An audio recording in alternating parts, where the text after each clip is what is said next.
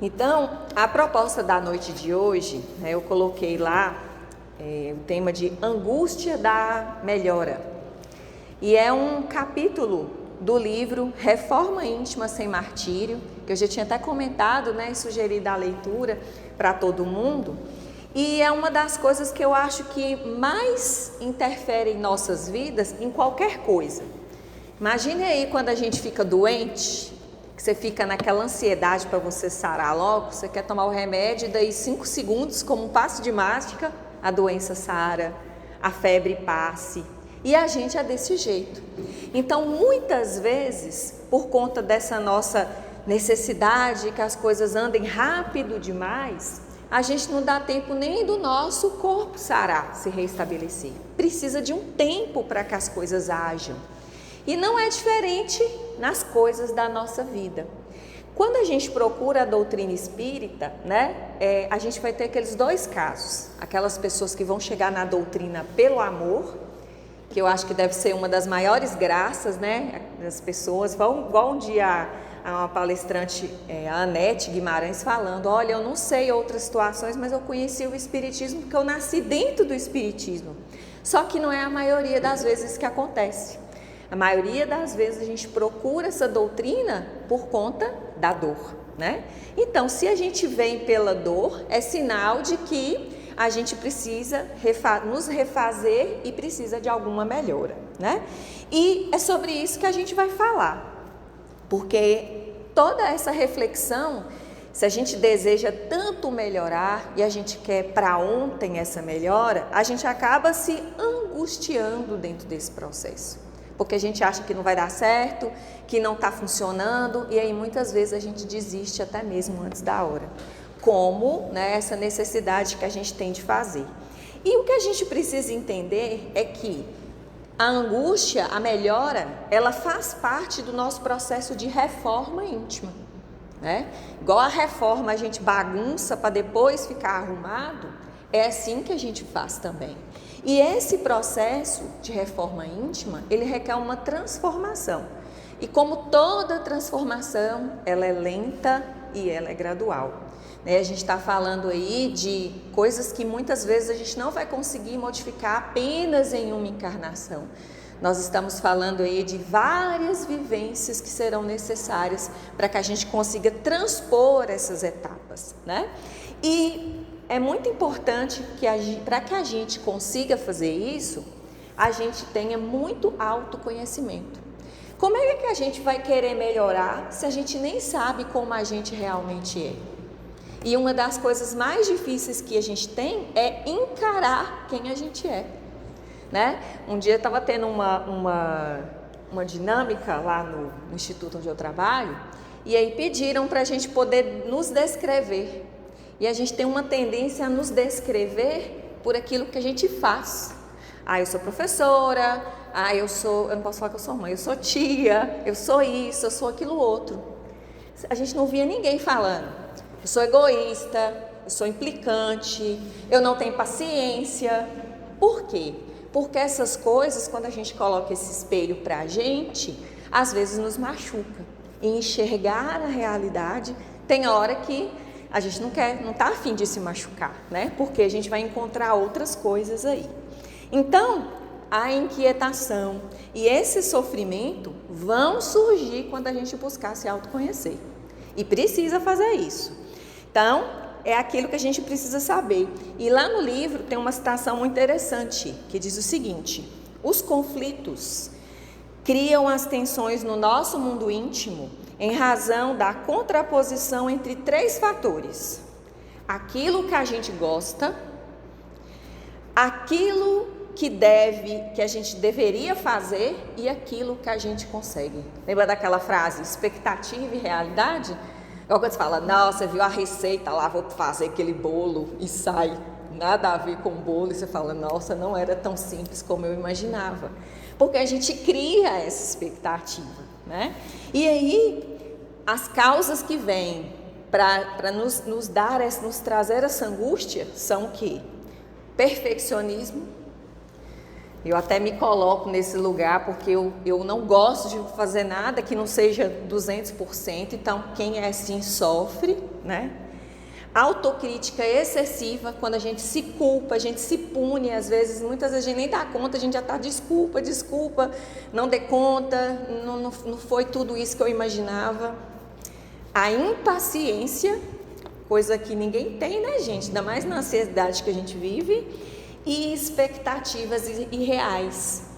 E nós devemos criar várias dessas expectativas, ainda mais quando a gente está lá no plano reencarnatório. Não, eu vou arrasar, vou fazer tudo. Oh, dó. Deve olhar para a cara nossa e deve morrer de rir, não vai dar conta de novo, né? E aí, nesse ínterim dessas características, a gente acaba dentro da autocobrança. Então, a gente naturalmente, nós mesmos nos punimos por aquilo que a gente não dá conta de fazer, né? E isso pode ser até um obstáculo, ao invés de se tornar um estímulo para que a gente consiga fazer de novo, né? A gente acaba, como eu disse, desistindo lá atrás. E é a nossa dificuldade e às vezes uma coisa que a gente tem que aprender a reconhecer, os nossos pequenos progressos.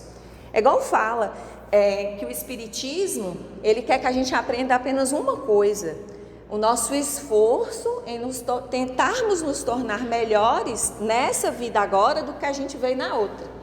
A palestra de Breno domingo foi ótima, porque eu já fiquei mais consolada quando ele falou que nós estamos na nossa melhor reencarnação. Então quer dizer que a gente já foi um pouquinho pior, então a gente avançou um pouquinho nesse degrau, né? Mas precisamos aprender a reconhecer esses pequenos passos. Né? A gente não vai dar conta de chegar lá no topo da montanha, mas todo dia você caminha um pouquinho. E no livro ele traz também uma fala que diz que ante a penúria de teus valores, declaraste sem mérito para receber a ajuda divina. Então nós já fizemos o compromisso, quando a gente achava que a gente ia arrasar. Perante a extensão de suas falhas, açoitas a consciência com lancinante sentimento de hipocrisia, ao repetires os mesmos desvios dos quais já gostarias de não se permitir.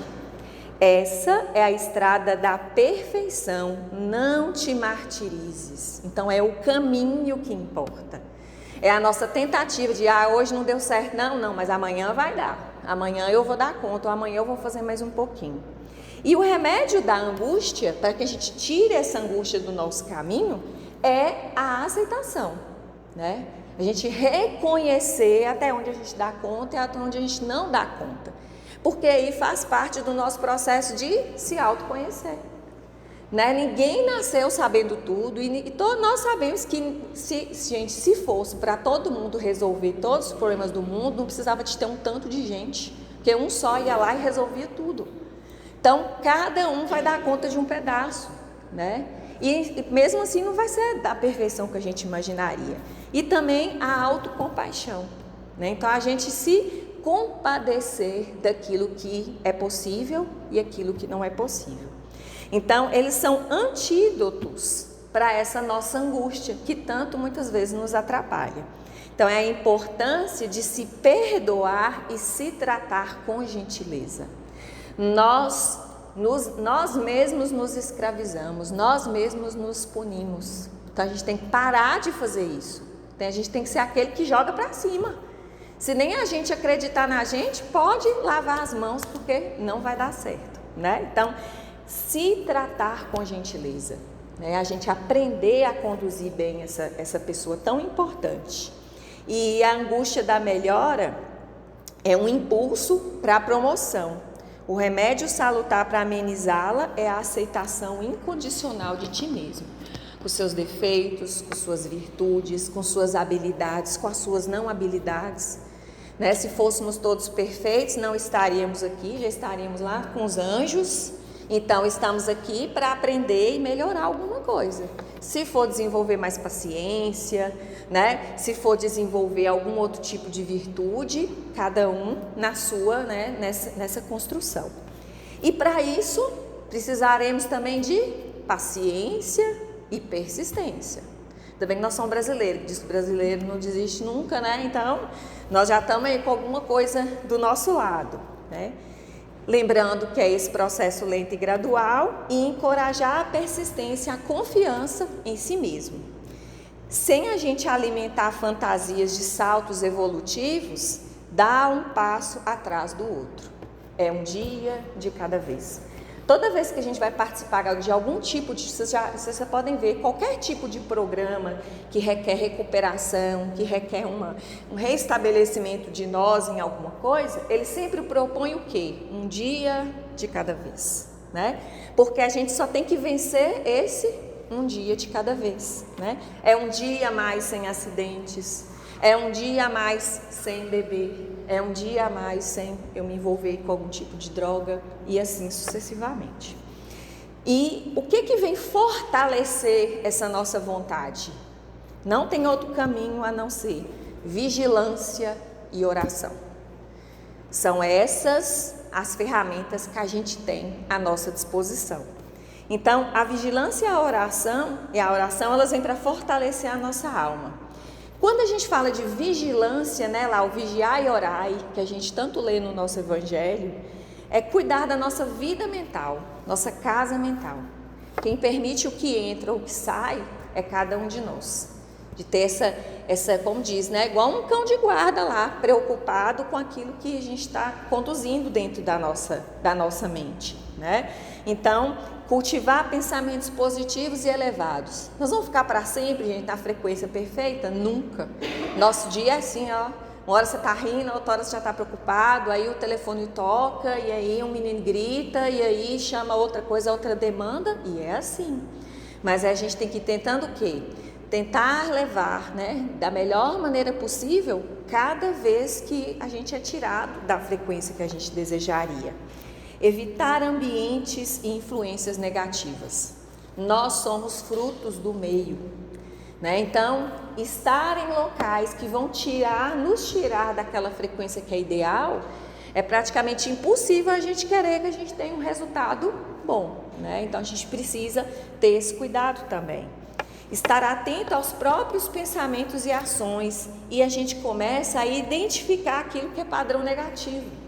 Por naturalidade, à medida que você estuda, a gente sabe quando alguém quer tirar a gente do sério, sabe? Ó, fulano está me testando, ele está querendo me irritar. Então, esse feeling a gente vai pegando para várias outras coisas. E a gente tem que o quê? Naturalmente ir saindo dessa vibração, para evitar ficar muito tempo lá. Não vai ser totalmente inevitável, vão ter reuniões, vão ter chateações, vão ter encontros, mas a gente precisa aprender a lidar com isso. E a oração? A oração é a conexão que nos dá força e inspiração, né? Vem elevar os nossos pensamentos e é uma terapia para a nossa mente, porque traz paz e equilíbrio. Na dúvida, gente, tirou do sério, vai para o primeiro cantinho que você achar e faz uma prece, reza um Pai Nosso, que às vezes na última hora a gente não lembra nem do que falar, né? Mas tenta se conectar. É melhor do que qualquer outra coisa, do que xingar, do que esbravejar, né? Então, se reconectar. No livro, ele traz uma citação lindíssima que diz: afeiçoa-te com devotamento e sensatez aos exercícios que te são delegados pelas tarefas renovadoras do bem, aprimorando-te em regime de vigilância e paciência. Então, paciência é a ciência da paz. Então, que possamos exercer muito essa paciência. E aí, é esse reforço de que essa angústia da melhora é um desafio natural, mas a gente dá conta de passar por ele. Quantas vezes a gente já se deparou assim, né? Por uma determinada situação, isso aí já aconteceu comigo várias vezes, e aí a gente fala assim, nossa, se fosse a Kênia de 5 anos aqui atrás, eu já tinha saído nos tapas, e hoje a gente olha, um cara de paisagem, ri, né, e tal, quer dizer, melhorei um pouquinho, já não saí mais nos tapas, né? Então, são essas situações que a gente tem que tentar se enxergar que a gente se melhorou. Então, caminhar um dia após o outro, na certeza que Deus te espera sempre com irrestrito respeito pelas tuas mazelas. Então, Ele mais do que ninguém sabe que a gente vai errar, que a gente vai escorregar, né? Que a gente vai fazer errado de novo, mas ele respeita a condição de cada um, né?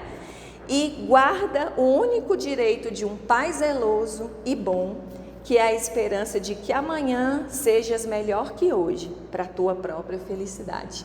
Então, ele mesmo acredita, né, põe um votinho de confiança que amanhã a gente pode ser um pouquinho melhor. Senão, a gente não estaria aqui mais uma vez, né? E para a gente encerrar, conta-se uma história lá em um pequeno vilarejo que vivia uma jardineira chamada Clara. Clara era conhecida por sua dedicação e amor pelas plantas. Sonhava em ter o seu jardim mais perfeito da região. Flores exuberantes, cores vibrantes e a completa harmonia. Clara se esforçava incansavelmente. Regava, adubava, podava, combatia as pragas com muito afinco. No entanto, por mais que se dedicasse, o seu jardim nunca parecia atingir a perfeição que ela tanto queria. As rosas insistiam em murchar antes da hora, as margaridas teimavam em nascer todas tortas e as ervas daninhas sempre achavam um jeito de brotar. Clara se sentia frustrada e angustiada. Começou a se cobrar cada vez mais e a se sentir incapaz e perder a alegria de desenvolver este trabalho. Um dia um velho sábio que passava pelo vilarejo notou a tristeza no rosto de Clara. Aproximou-se dela e perguntou para ela: o que te aflige? E Clara, com lágrimas nos olhos, desabafou: eu me esforço tanto, mas o meu jardim nunca fica perfeito. As flores murcham, as ervas daninhas crescem. Eu acho que eu nunca vou conseguir ter o jardim que eu sempre sonhei. E o sábio sorridente disse: minha querida, a beleza de um jardim não está na ausência dessas imperfeições, mas na forma como você cuida dele, como você se dedica, com amor, apesar de todas as dificuldades. E ela ficou intrigada. E o sábio continuou: ervas daninhas, elas são inevitáveis, assim como as imperfeições em nós mesmos. O importante é que se não deixar dominar por elas, mas aprender a transformá-las em adubo para o crescimento. O sábio explicou que cada flor que murchava, cada galho seco e cada uma dessas ervas daninhas eram oportunidades de aprendizado e aprimoramento. E eram convites para que ela desenvolvesse paciência, persistência e aceitação. E ela seguiu o conselho do sábio. Começou a observar o seu jardim com mais carinho e sem aquela cobrança. Aprendeu a aceitar as imperfeições e a valorizar cada pequena vitória. O jardim de Clara não se tornou perfeito, mas se tornou único. Exalava uma beleza diferente que vinha da aceitação que ela colocou, da resiliência e do amor. E ela encontrou paz e alegria que tanto buscava. Então, assim como Clara, muitas vezes a gente se angustia buscando uma perfeição dentro da nossa reforma íntima. Não vai ser para agora ainda essa perfeição. Esquecemos que a beleza do processo está na nossa dedicação, no nosso esforço e na nossa capacidade de aprender com as oportunidades que nós temos de errar. A fé, a vigilância e a oração são as ferramentas que nos auxiliam a transformar a angústia em força e aceitar o jardim perfeito que somos e a cultivá-lo com amor e com muita paciência e persistência. E se a gente parar para pensar na real, né, gente? Se não tiver uma ervinha daninha para a gente arrancar lá do jardim, não tem nem graça. A gente nem olha, a gente vai olhar e vai querer cuidar e se debruçar sobre esse jardim para que ele fique melhor. Então essa que era a nossa reflexão da noite de hoje. Então que possamos olhar para esses nossos jardins não com esse ideal de perfeição, mas com a intenção da gente fazer aquilo de melhor que a gente tem condições de fazer. Então vamos agradecer ao bondoso Jesus mais uma vez pela oportunidade de reflexão desta noite e que possamos ter essa firmeza de propósito de buscar cada vez mais a paciência, a resiliência esse esforço em se tornar um pouco melhor, em tirarmos essa autocobrança e essa culpa que temos por aquilo que nos acontece. Entender que a nossa vivência e tudo aquilo que vem é para o nosso aprendizado e para a nossa evolução. Agradecer também aos bondosos mensageiros de luz, que eles possam estar conosco, sempre nos guiando, que possam estar presentes em cada um dos lares de todos aqueles que estão aqui nesta noite. E que possamos, voltar para as nossas casas com mais acreditação em cada um de nós mesmos. E para encerrar, vamos rezar uma Ave Maria. Ave Maria, cheia de graça, o Senhor é convosco. Bendita sois vós entre as mulheres, e bendito é o fruto do vosso ventre, Jesus. Santa Maria, Mãe de Jesus, rogai por nós, pecadores, agora e na hora de nossa morte. Amém. Que assim seja, graças a Deus e graças a Jesus. E quem for para os passos, só aguardar lá embaixo, que nós já vamos. Obrigada, pessoal.